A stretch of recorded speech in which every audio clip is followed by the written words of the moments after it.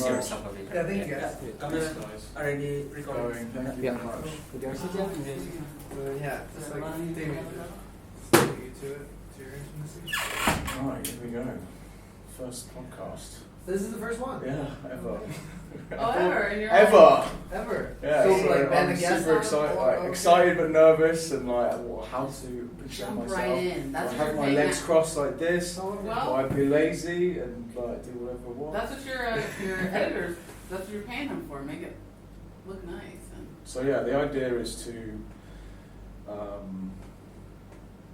speak to parents or people with similar difficulties which have to nowadays, like adults who can be able to like relate to the parent or the guardian of the child being like violence, ADHD, addiction, coping mechanisms, their insights to their behaviour as an adult towards their children, what they do nowadays with how they get through life, etc., like etc., etc.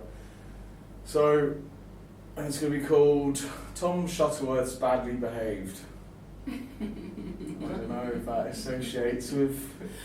I think the SEO words are in there as well, so okay. I'm thinking along the terms of that I'm learning, you know. Like for calling it like badly behaved. Yeah. Yeah, I mean that will definitely. I think that might draw attention to, because if parents are to like write it out in the Apple podcast store, bad behaviour. Yeah.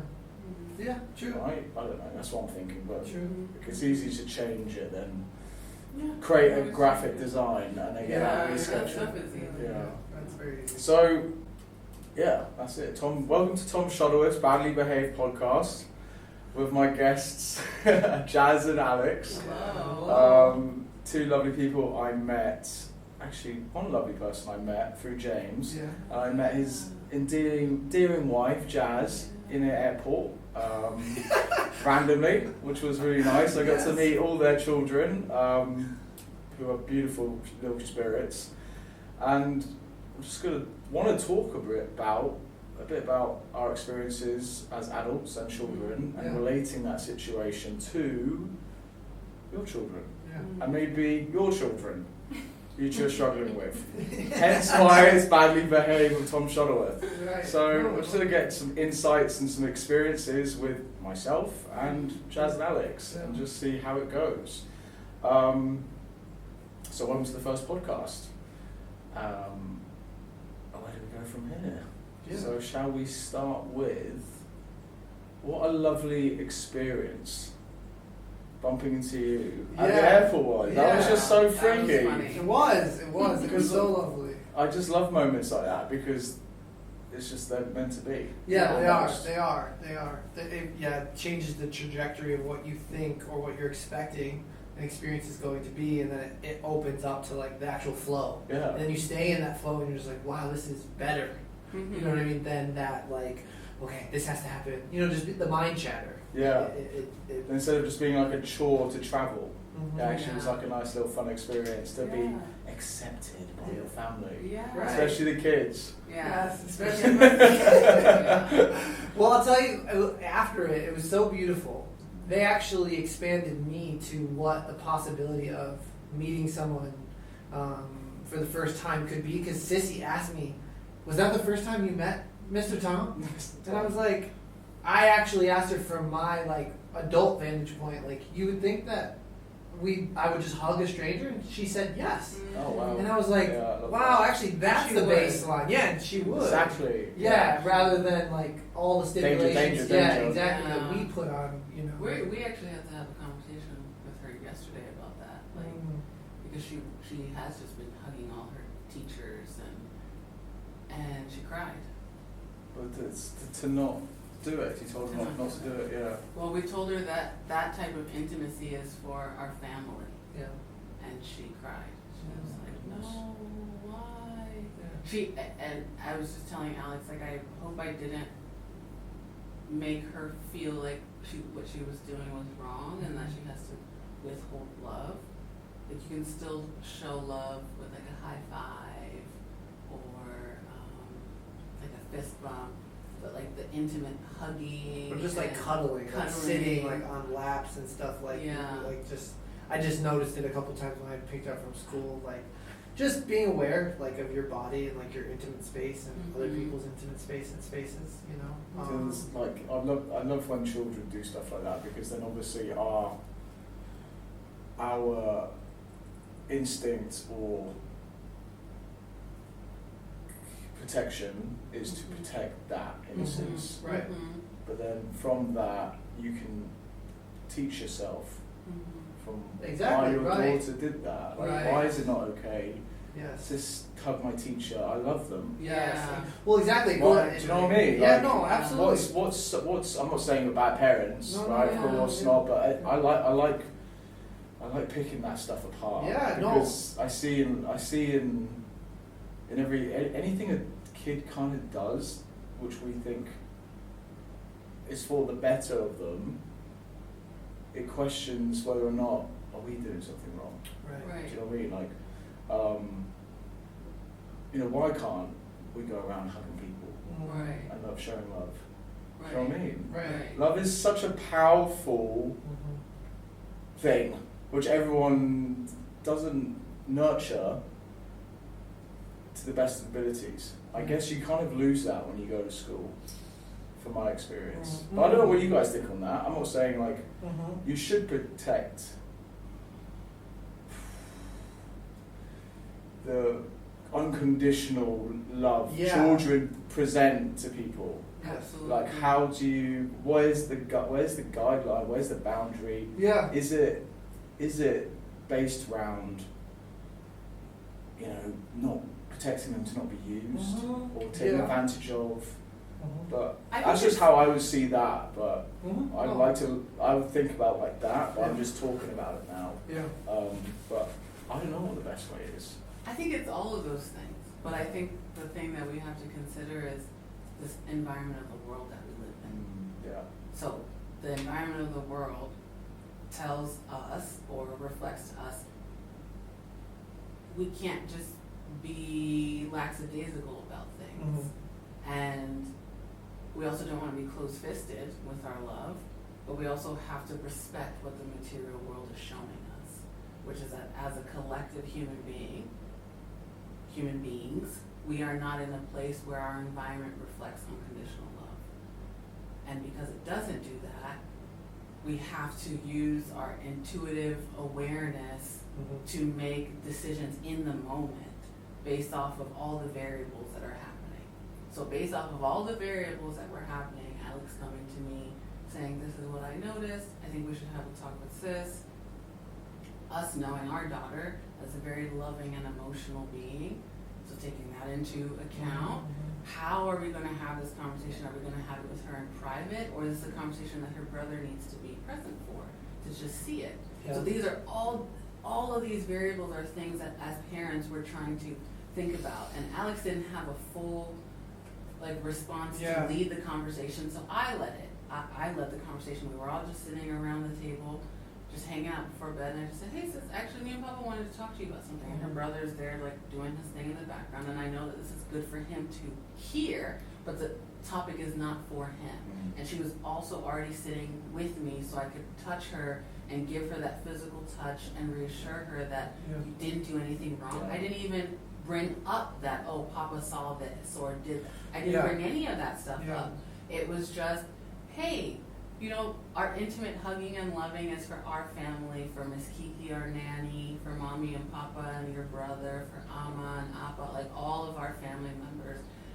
And she just started crying. And the look on her face was that she felt that she had done something wrong. Right, that was the biggest thing. And so my first initial response was, I have to attend to that emotion first, which is what's wrong? Why are you crying?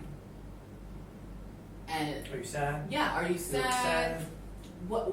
Tell me what's actually going on there. And it's but why can't I do that? Why can't I hug those people? And so then you have to, without knowing what we as adults know why the reason is, without telling, because she doesn't at 5 years old, she doesn't need to know the state she's of not the supposed world. to. Yeah, she's not That's supposed to. not, it's not correct for her to know those things. So, But it is correct for her to know that her body is sacred. And yes, she can decide who she would like to connect with on that, but we also have to be aware of our bodies in connection with people who are not our family members. And that's not to say that abuse against kids are not coming from their family members. The majority of it is coming from their family members. But that's just the first base conversation.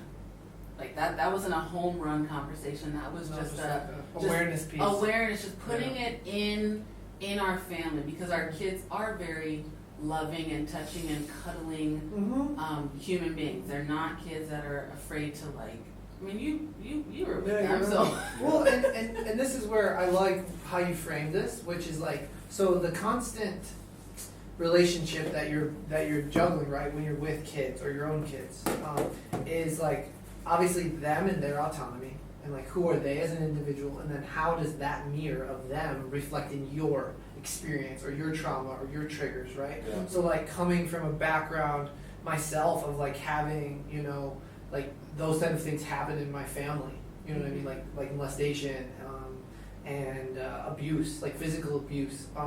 You know, I come with my own trauma, right? But I don't want to project that onto my daughter, because that's not her story. That doesn't have to be. But that experience also helps me inform how to parent and guide. Yes. You know what I mean? When I see or feel like, okay, that's just a little bit close. You know what I mean? Like for her to at least not have the awareness of where she's at currently at 5 years old. Yeah. You know what I mean? Where I'm not giving her the whole caboodle, because again, that's not necessary. And it's also not necessary to bombard her with, Guilt or shame. yeah, exactly, guilt or shame about what she just does naturally. But I would say, again, a tangible moment that happened with us, right, is like where you come from and how you do things, like them calling you Tom, just by your first name was fine, right? And that is fine in some circles, but for us, and where like Jazz comes from a Nigerian background, like of elders are approached with a different respect and reverence, you know what I mean, because of their age. Like it's like, hey guys, it's Mr. Tom, you know what I mean, like, and that's what I kind of mean, like the nuance of like reading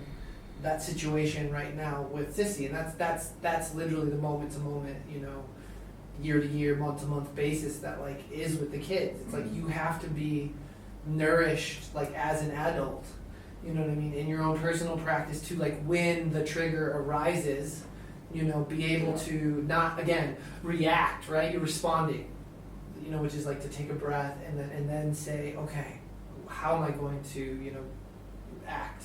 But the reaction, right, is normally from a program or a trauma or something. Yeah, so. exactly. This is like those are one of the questions I was going to say. You know, is what did you guys do? Because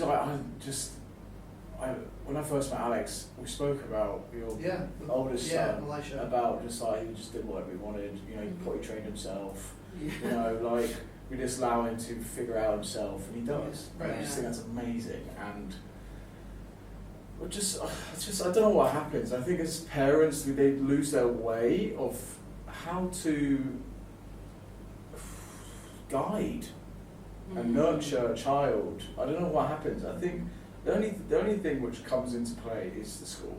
Like they are just the parents. Is that it for you? Do you feel like?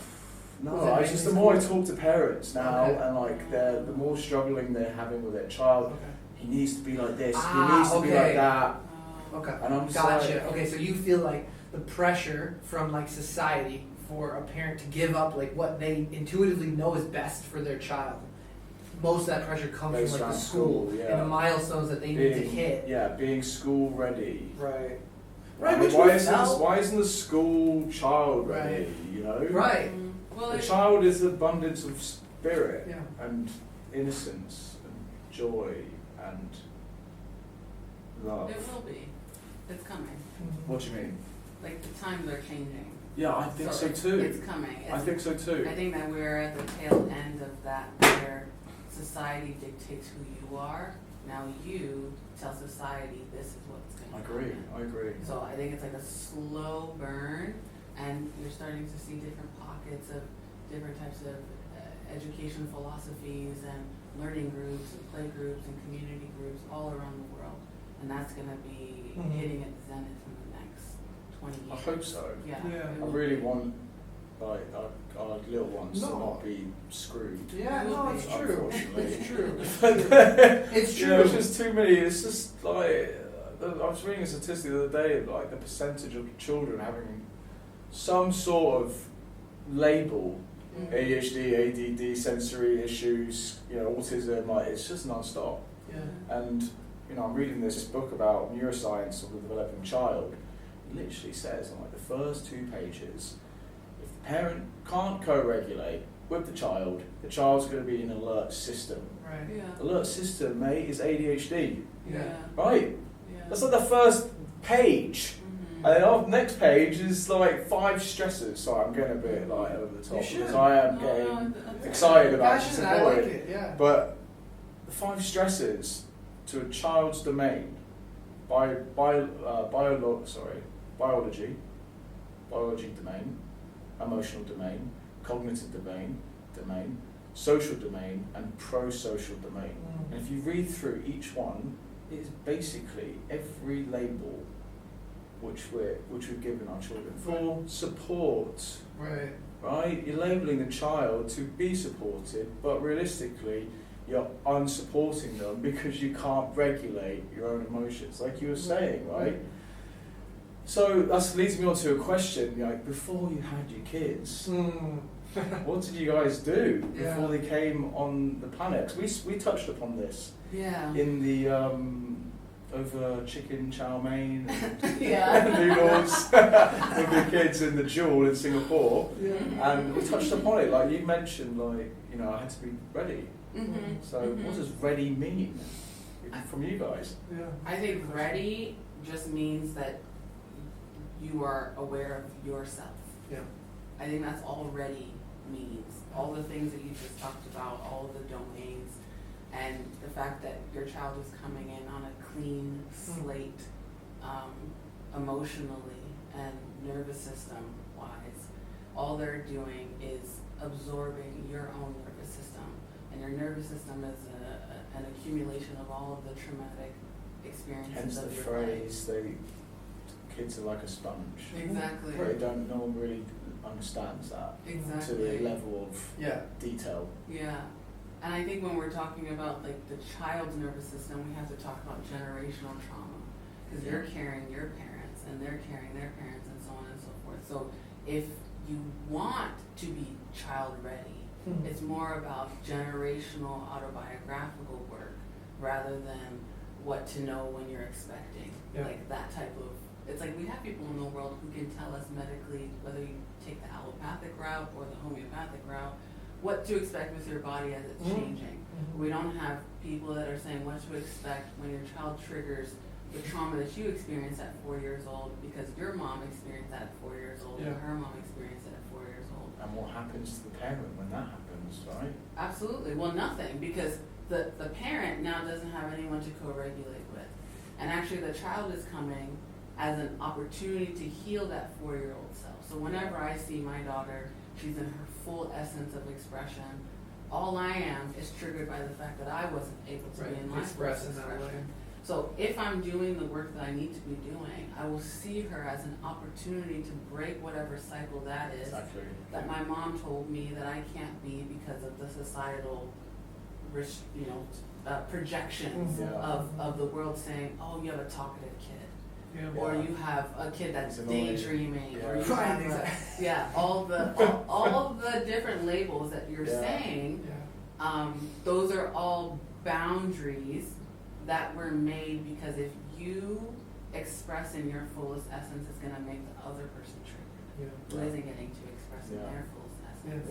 And the kids are coming in, they don't know and they don't care. Yeah, they don't. What's going on with you? They don't. It's about They don't them. understand. No, they don't No, they understand. don't exactly. And that's why. But they have that intuition and emotional understanding to know there's something wrong. Right, Right? 1000%, absolutely. I mean, Come on, you from the can't get ignore that. So, And then we get lost with all the whatever the hell's going on in the world. Your stresses, your financial stress, your emotional stress, your parents who are struggling, or like low funds, or cost of living, whatever it is. It just consumes you. Yes, it does. And then you're yes. blocked up. Yes, You exactly. can't do anything Exactly. with your children, and they're just like, Oh, exactly. Yes, Yeah. they're in shell shock. yeah, Yeah, they're just exactly. like, I need something, but I don't know what it is. Yeah. So they just start exactly.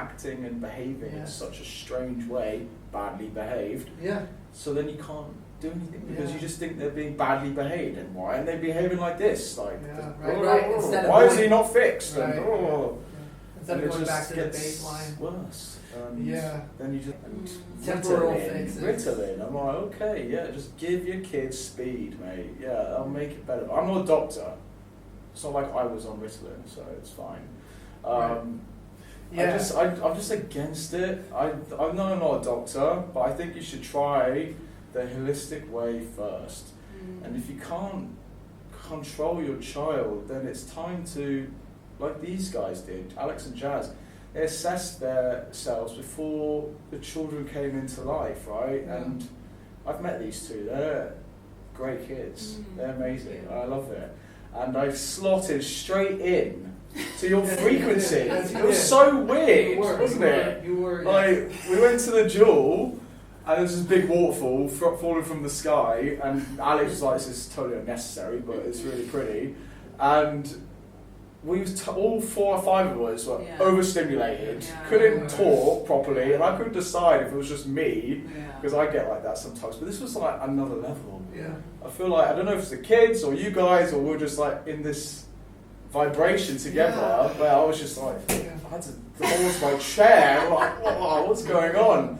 Which touches on another point, right? It's like, you can enter people's auras, Yes. and Yeah. you can be accepted by that, and you can enjoy that. Like, it's just another level of what we're talking about. Yeah. Like, there's levels to this. No, 1,000%. And we forget that we have joy, and we have happiness, and we have love, but they're lost. Yeah. They're lost Well- for their beautiful things, and I got to experience that with you guys. Yeah. Well, and that kind of connects with like, I just wanted to add when you said like, what did we do to prepare? Yeah, Like, I've gone off topic. I No, think. that was beautiful. That's, that was beautiful. That's my ADHD right there.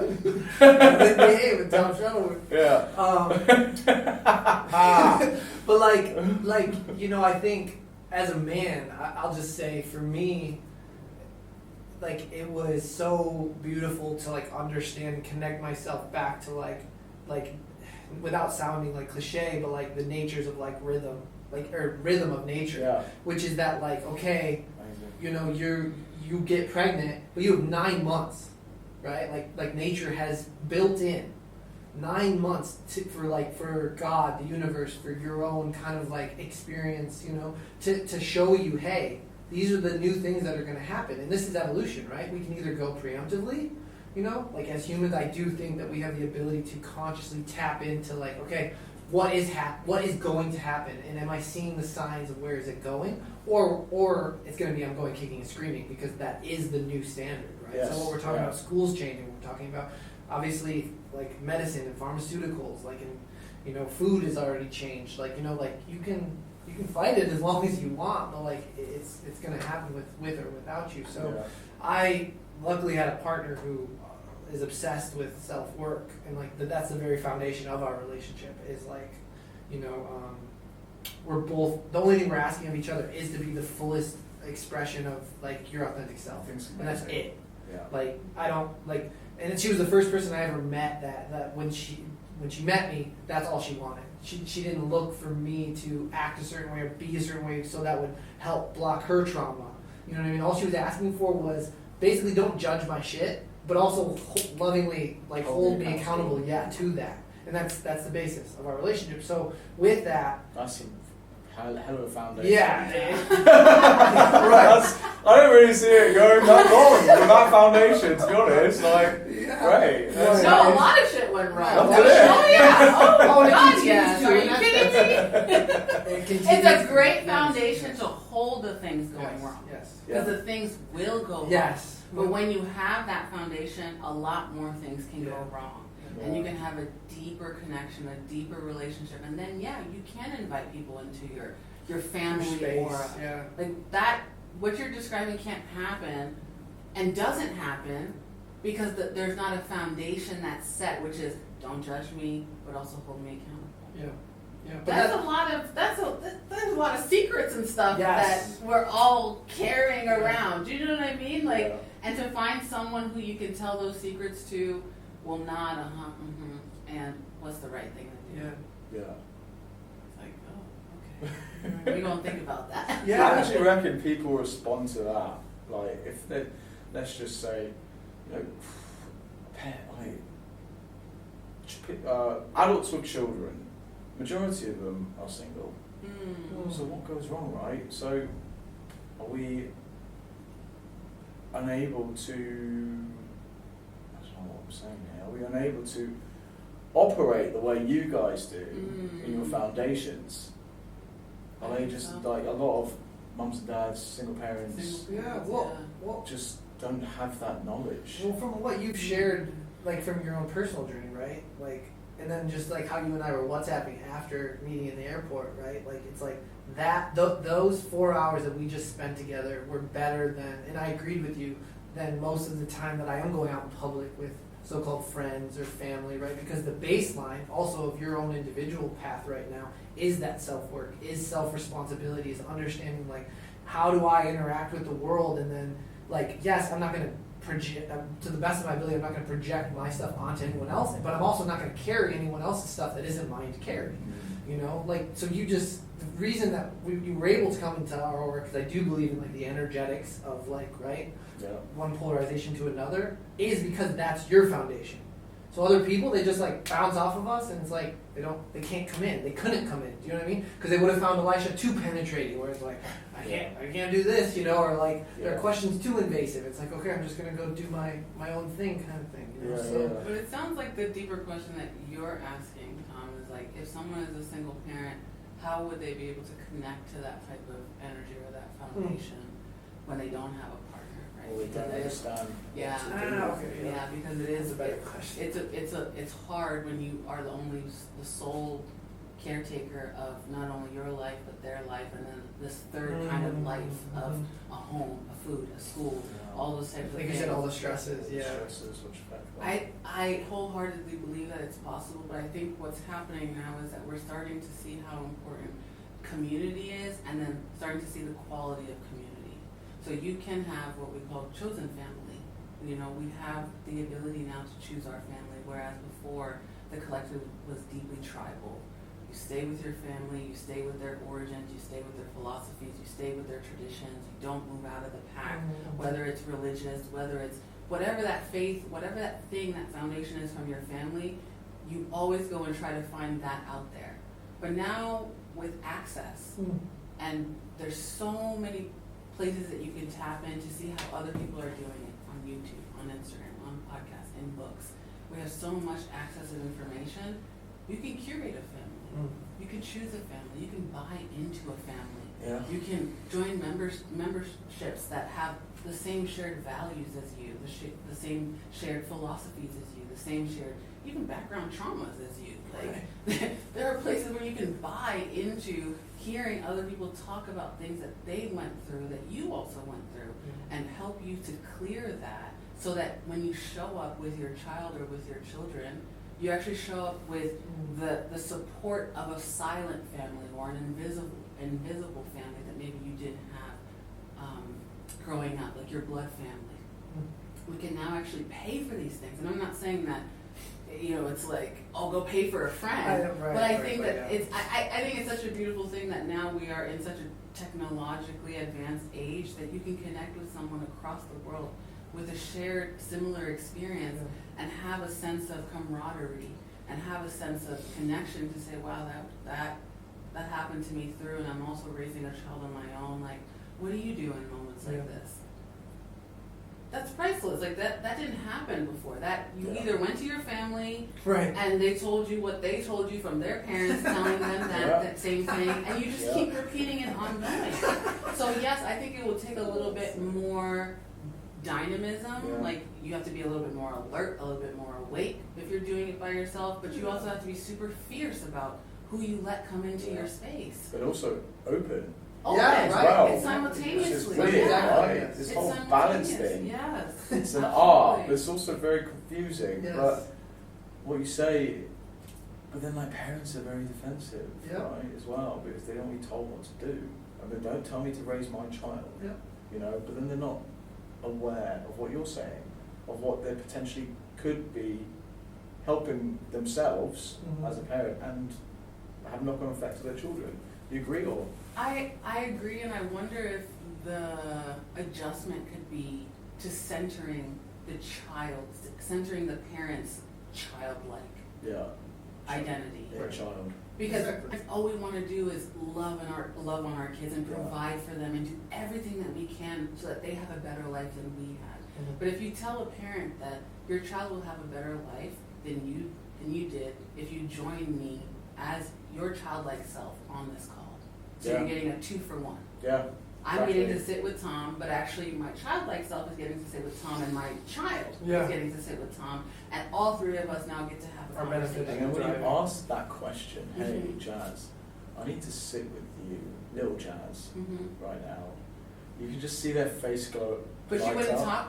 Yeah, You exactly. know what I mean? Because they've never been spoken Yeah, to like exactly. that. Exactly. I just think that's so Exactly. beautiful. Yes. And Exactly. they don't even know what's going on. No, It's they like, don't. what's They happening don't. right now? I get the attention, like the attention Yes. is on Yeah. I didn't get. Yes. Yeah. It's on a exactly. deeper Yeah. level, right? It Like, is. I don't know, it's like a switch there. Yes. If you guys don't know what we're talking about, try it. Just go to your husband or your partner or your lover or Yeah. woman or whatever you guys are into and just say, hey, I want to sit with Yeah. small Jazz or Yeah. small Alex right Yeah. now. It does weird things to you. No, it it connects does. to you It on a does. deeper level. I mean, I'm gonna be honest. Right now, Jazz and I's screensavers are both like our young selves. Really? And I literally say, "Hello, Yeah, buddy." see, Like yeah. I talk to him. Yeah, Like, and it's soothing. yeah. Like, especially when I'm like you said, traveling or something, and I pop open to see the time, and I see that little guy. It's like, Yeah. oh, okay, what's going on around me? You Yeah. know, who's the sound? What are Yeah, the you things? It's completely like, change. Yeah, your whole It's true. perspective changes, especially as a single parent, which my mom was for the majority of my life. You know, everything was about the other. Everything was about her kids, about Mhm. them out there. Knowing that actually the person that's raising me is maybe 12, 16 years old. She's Yeah. not a 34-year-old Yeah. woman. She's not a 40-year-old woman. She's anywhere between the high trauma experiences, any age range between when she had those high trauma experiences is the person that's raising me. Yeah. And that's the person that I got. All of that 12-year-old's fear, all of that 16-year-old's fear is what was imprinted in me. So when I am in my world as a mom, as a partner, as an entrepreneur, and I look down at my phone, the person looking back at me is the fullest, you know, I chose a picture that's like the fullest expression of this little person. Yeah. And it is an immediate orienting tool. yeah, Yeah. Just seeing that person immediately orients you, and then you're just like, So crazy. I'm in the rat race. You don't want to be in that.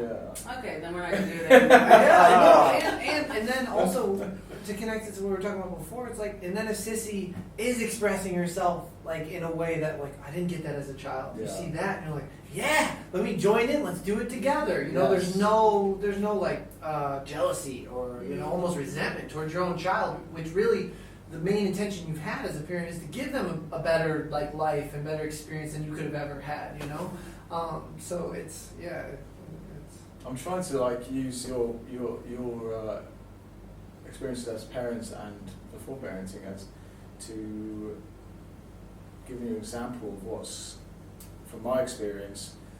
I was a nutter when I was younger. My mum said I used to take my clothes off and go run up and down the aisle on the plane, screaming. Can you imagine that? So she threw me into sports, which is fine, right? And lots of energy to burn. Yeah. But it's one of the from my experience of transforming my life from a depressed boy to man, suffocating in denial and masking and shame and guilt and horrendous coping mechanisms, using violence as a outlet, you know, rugby and boxing and fighting, and I loved it. I don't know why, because I was a thrill seeker, ADHD, and where I went with that is that the energy was put into sport and not put into cognitive ability. And we touched upon this situation as well again when I told you I had epilepsy, which is gnarly. I haven't looked into it more, but it's not just like the beginning of the end, right? Where epilepsy, I was diagnosed with epilepsy, but at the same time, my mum realised I had depressive issues. At the same time, 7. So, and from there, I've been battling it since I was 29, and now I don't really have it anymore. It only springs up when you allow your mind to talk negatively about the situation you're in. That's when it comes up, and you can catch it now. But what I'm trying to relate to is that I didn't have that information from 7 to 29. You are the control and master of your mind and emotions. You dictate what you think and feel. I didn't know that. And I bet there are so many children there who don't know that, and parents don't know that. And I bet parents are actually still operating in that state of like, I need to do this, I need to do that, but in the wrong way. And it was detrimental, mate. 7 to 29. I'm not looking for sympathy. I'm looking for the facts.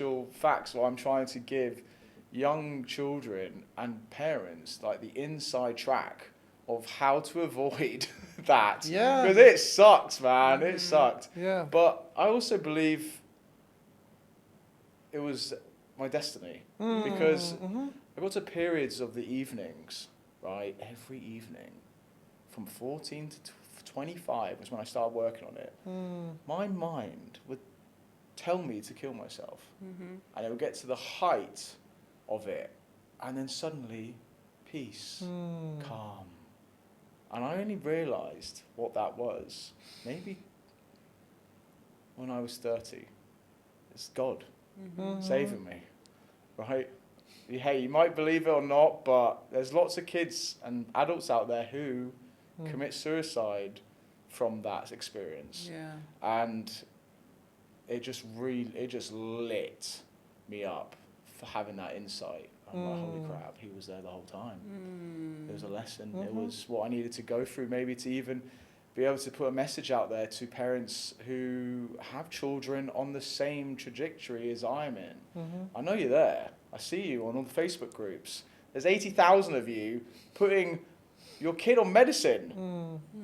You just need to teach them about their consciousness, and that they are the master of their emotions and feelings and their thinking.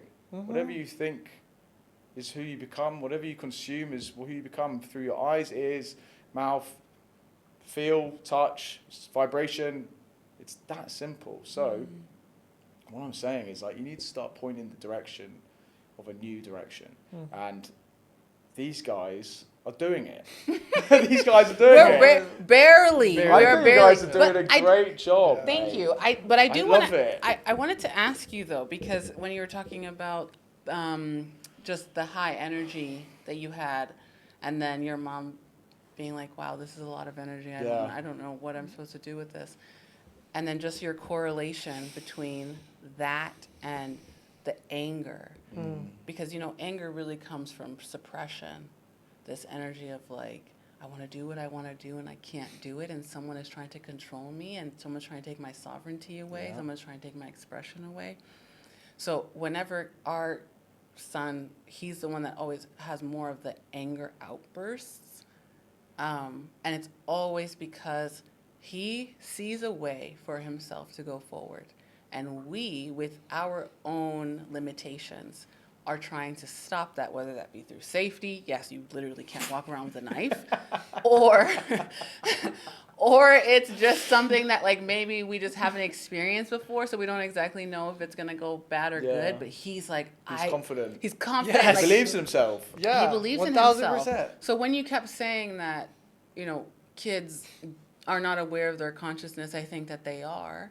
I think that they're more aware of their consciousness than the adults. And I think what's happening is that the adults are so afraid and were punished for the fullest expression of Of their own themselves, consciousness, that they feel that they need to suppress the little ones coming in because they're coming with full abandon. Like they're just like, I want to do all the things. I want to jump up and down. I want to go in every direction. So that feeling that you're talking about where you would climb all the way up high and then touch the pinnacle of God, it's like we can experience that every single day. We don't have to experience it in the low shadows of the emotion. Yeah. We can experience it through bliss and joy and unconditional love and a hand touch on our shoulder and our song coming on the radio. Us are trying to find, where is that place that I can just unbutton my pants? This is me.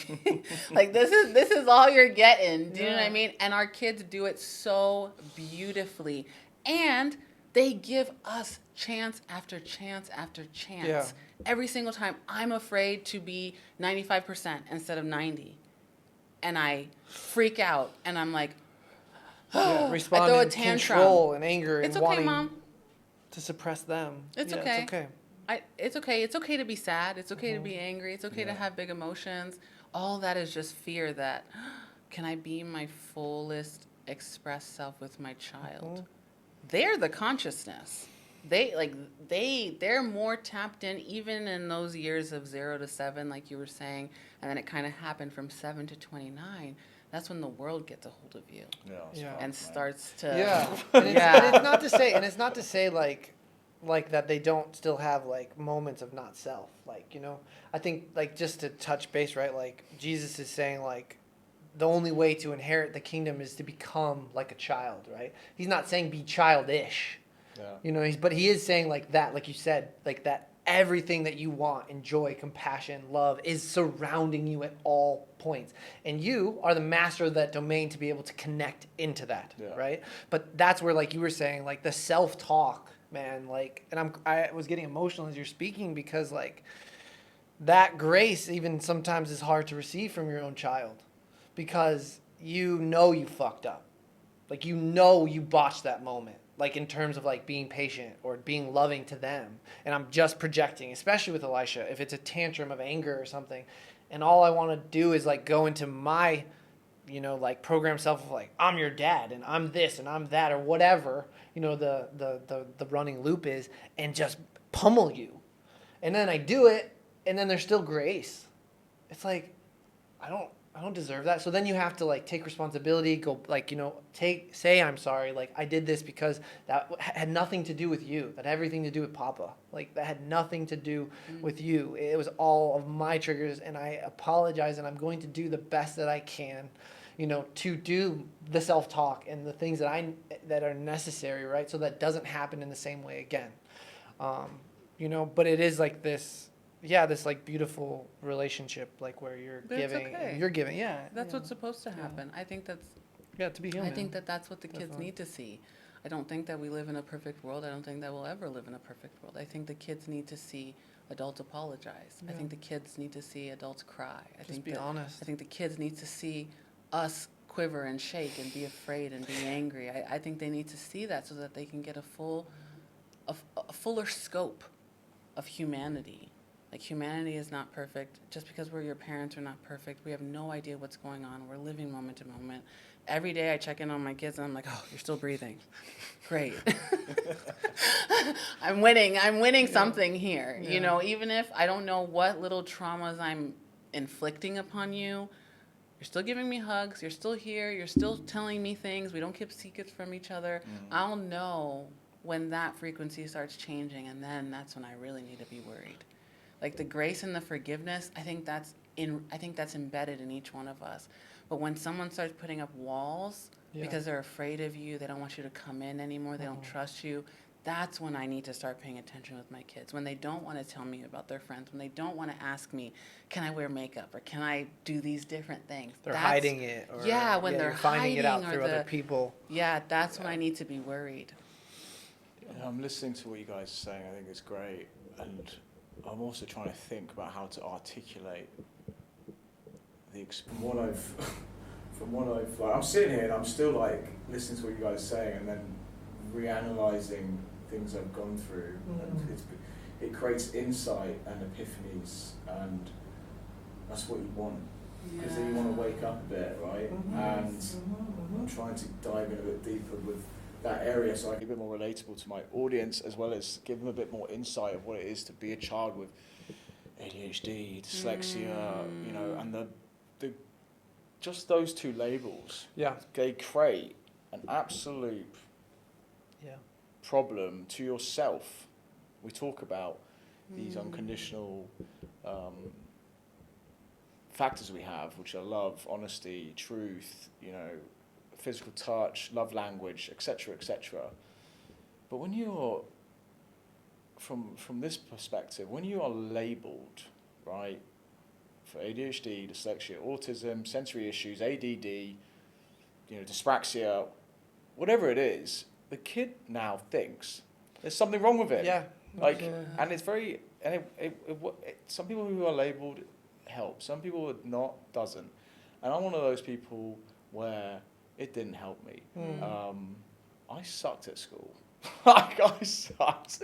And I didn't understand dyslexia and I didn't understand ADHD. I just thought this was me and this was me for the rest of life. And I just failed. And when I did try and learn, I couldn't keep up with the speed of the class because I have slow processing.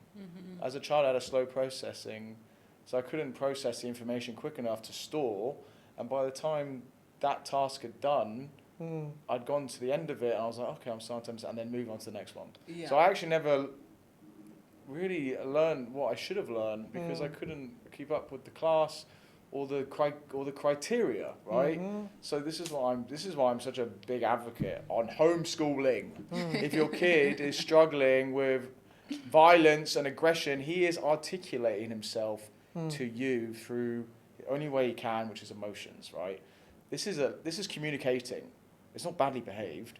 He's communicating with you through behavior. It's very simple, yeah? So from that point of view, labels can cause problems, but also can educate yourself. So if we know that ADHD is hyperactivity, I've forgotten the other two.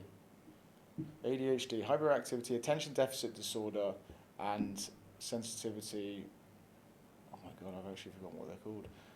Hyperactivity, attention deficit disorder, and there's one more. Well, I've forgotten. But you're like processing in real time though, right now. You're like processing stuff in real time. Yeah.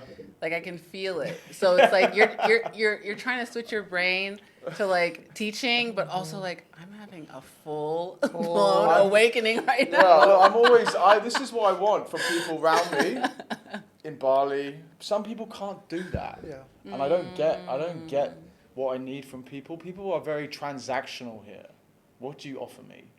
Do you have sales experience? I'll piss off then. Are you into psychology? Well, what bloody use is that to me? I can't grow my network through that way. So I get a lot of that vibe, but then I also have to question, this is the problem when you don't have co-regulation. I have to then realize to myself, hey, am I the one projecting this? Am I perceiving this from my trauma? Yes. From my recent trauma with whoever the heck I dealt with? Or is this old trauma? Right. You know, these are things you don't want to be dealing with when you're 33. You can actually get ahead of this when you're from the get-go. A functional parent or human, let me just say, functional human who understands their layers of defaults and mechanisms, so they're able to actually be present, truly present. It's not just being there. That's not the same as being truly present, but I hope that kind of made sense. It felt like it was all over the place. No, it was just coming up so randomly. No, it's so good. It's so good. But I have a question for you. Yeah, hit me. I feel like I'm interviewing you. Sorry. That's okay. I think it's good. I think it might work better, to be honest. No, I think it's been good. Because I'm trying to slot in like my like expertise. But then I trip over what I've just No, you're not lodged tripping. into. No, you're not tripping over. But I think it's cool to watch like someone that's passionate about what they're doing, but it's an ongoing thing. Like don't want a stagnant passion. Like you want to keep growing, and sometimes that's vulnerable to show people like I'm growing in real time. Yeah. I might be an expert on what I knew like 10 seconds ago, but right now something new is arriving, and I'm not really sure what's happening to me. Right. I think that's really Yeah. vulnerable, but I think it also shows But the then- capacity. Like this person has a Yeah. lot of room Yes, in them, yes. so they may be able to meet me where I'm at, Yeah. even though they haven't talked about what I've already experienced before. Yeah. I think that that's like very real. And it's actually what we need more of instead of this posturing. It's more of our humanity saying, I'm a ever evolving student. Yeah. Every single person I work with or talk to, I'm always going to have an aha moment. Mhm. It doesn't matter if you pay me. Yeah, it will add to I the will sum. still be like growing. So when you made the comment about, Whew. you don't have to be 33. So true. Well, I'm going through stuff too. Yeah. I'm just, I think we're all setting man, I'm just ourselves like, off well, here. yeah, it's intense even for me to like be asked to like talk about being a dad because Yeah. there's still so much of me Okay. that finds myself to be a shitty father. Right. Like that's my self-talk. Like sometimes. Yeah. So even like receiving this and being here and like not claiming to be an expert, but yeah, my shared experience is whoever it reaches. Like, But that's- and that's what it's supposed to be. But that's you all. know? That's all that we're going to have. Yeah, that's I why know. school's not going to exist Yeah. because school is a very hierarchical, Yeah. patriarchal, dominating force. Yeah. And what you're talking about is that you don't Indoctrination to the child spirit. Exactly. So how can we say that we want to pull that down while also posturing in that same essence, saying I'm an expert and you should trust me? No, I'm trying to show you that this new way that we're going, it doesn't have that deep of a foundation. We're building it brick by brick. Some bricks are going to fit and some aren't. Yeah. Whereas the school system, it tells you, okay, stand in front of the podcast and show like you know all the things. But that's the same philosophy that you're trying to break down. So you are going to have to stumble. You are going to have to fall. You are going to have to trip over your words. You are going to have to be Say, I super don't vulnerable. know, Say, but I I'm don't willing know. to learn. I want to Yeah. learn. I'm willing to learn, and I'm learning right now. Yeah, like I my used- presence is right now. I couldn't even have a there was one point when I was a child, I was too nervous to talk to somebody because I was fearful of sounding stupid. Yeah. And I would trip over my words anyway, Yeah. and I would sound stupid. Yeah. So I lost out anyway. But it just, You had a question. yeah, Did what I was have the a question? Yeah, did you have a question or was Oh. it more a Yeah, reflection? No. I did have a question. When you were describing just all the things about your childhood and you were trying to bring it back Yeah. without glossing over, like going back to that point, what did you need during that time from that's a 7 good to question. 29? That's probably what I need to be delivering. What did I need at that time? Yeah, like a support as. Well, I didn't have, what is the word? I didn't have emotional, because I'm the only boy in the family, so I think maybe they just saw me to be treated differently. I didn't have any emotional intimacy between my mother and father. Or anyone in my family, to be honest, because of probably my behaviour, my badly behaved sense, and I don't know when I realised that. I think it was when I was going through. This is gonna take a quick turn to the right. Recovery. So I went to rehab for 2 months because I had an alcoholic and drug problem, because that's where you end up if you don't co-regulate with your children. I ended up, I've completely gone off topic again. What did I need? No, keep keep going. going. Go on Okay. that trail. Go on that trail. Yeah, what did you realize? Yeah, I think you were going to I kind of don't- share like. I when you- was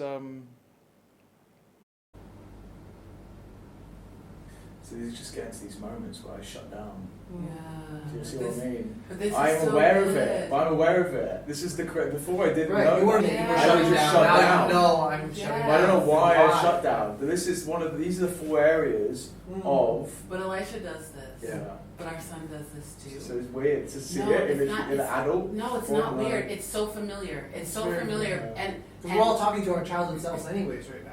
It's so familiar, and it's almost like Shit, that just blew my mind. no, that's what's I happening. feel like I little Alex, I know, feel like know. little Alex is sitting right here. Like, I'm Ooh, not I 30, just- so I didn't realise that, but yeah, you're right. Yeah. All Yeah. seeing our childlike selves right now.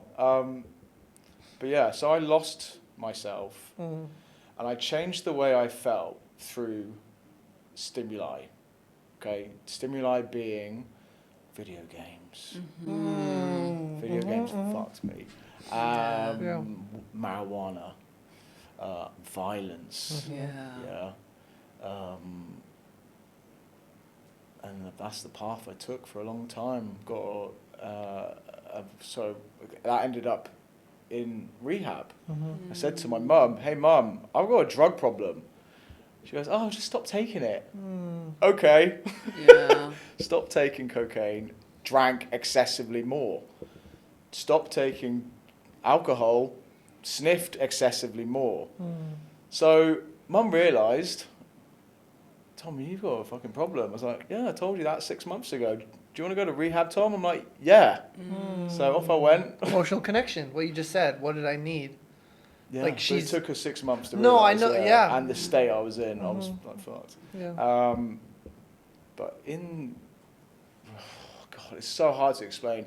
In rehab, I spent 8 weeks there, and it was probably the most craziest experience I've ever had to date, because I'm in a room with addicts who don't know what anything is. They don't know how they should operate. They don't know how they should behave. It's all about ego, and the only emotions we're having in that room is anger, just fucking rage. Yeah. And it is really hard to heal in that setting, but you're forced to, because you're stuck there for 8 weeks with these people. But what I realised I needed was myself. Isn't that crazy? Isn't that crazy? Yeah. All I realised, what I needed was myself.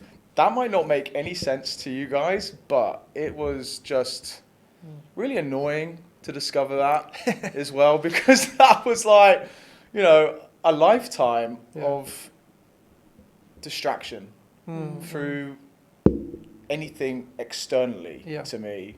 Then I didn't even know how to internally function. I didn't know. I had no idea. And I was in denial. I had no accountability, which is like the worst thing for a guy, by the way. You want to be teaching accountability and respect and discipline to your boys like as soon as possible. I don't know about the girls because I'm not a female.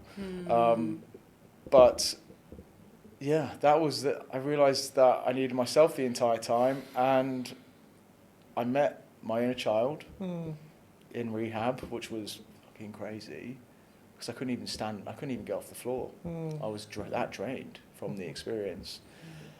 Went out. This is when I discovered God. Went outside to get some fresh air. Right. I was happy. I was sad. I was angry. I was vulnerable. I was emotional. I was scared. I was fragile. I was like, what the fuck is going on? Yeah. The nurse said I had a mental breakdown, but I believe I had a spiritual awakening. I met my inner child. And in that, I looked up to the sky, and the sun is beaming on me. And the sun and the sky was like, it warped. Right? Like the glare from the sun warped. It's like God winked at me and said, "You're all right now, mate." And I was like, "What the fuck, bro?"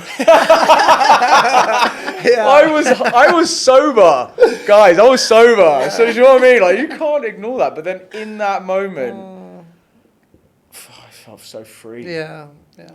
Unbelievable blockages dissolved. But you know, that was the beginning of what I knew that my life was going to be okay. But within the time of my life being okay came all the tests from the dark side. You gotta So clean up the mess. I met my addict in rehab. You have to. Like, that is a dark force entity. Yeah. I one day was feeling great, right? Before I met my inner child, I woke up and I felt like I couldn't sleep through as children. That's what you needed. So I think as the kids that are coming in, instead of labeling them, giving them more space. Yeah, Giving them more space. Giving them more space to express, not judge,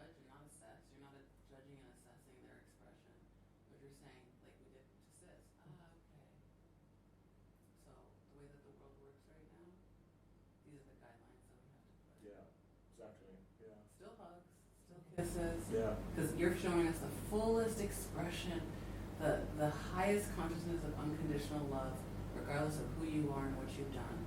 But unfortunately, the material world that we live in cannot hold that. That doesn't have the capacity for that. So until that capacity changes, we protect and value what you have. You're not going to throw pearls to swine. The world, if the world is swine, the world has to change. And then we can hug and touch and love and cuddle everyone. An infinitude. Until changes, we respect your body, we protect your body, we protect your essence, we protect your innocence. Yeah. That's I think the job of the parent, but also the parent has to feel protected and loved themselves. If it's through a partner, if it's through a community, if it's through their relationship with a higher power, they have to feel that sense of someone else says to them, I got you. Yeah. And then you can say to your child, I got you. Yeah. But if you don't feel that someone's letting you know, I got you, don't worry. I'm watching you. I'm your designated driver tonight. If you don't have that feeling, you don't know what it's like to provide that for someone else. You have to experience it for yourself. So now that you have experienced that wink, I got you, you're good now. Now you go and let another person know, hey, I got you, whatever you're going through, I'm here. And then as humans, we exchange that through our capitalistic structure right now, which it won't be that way forever. It will just be what we do.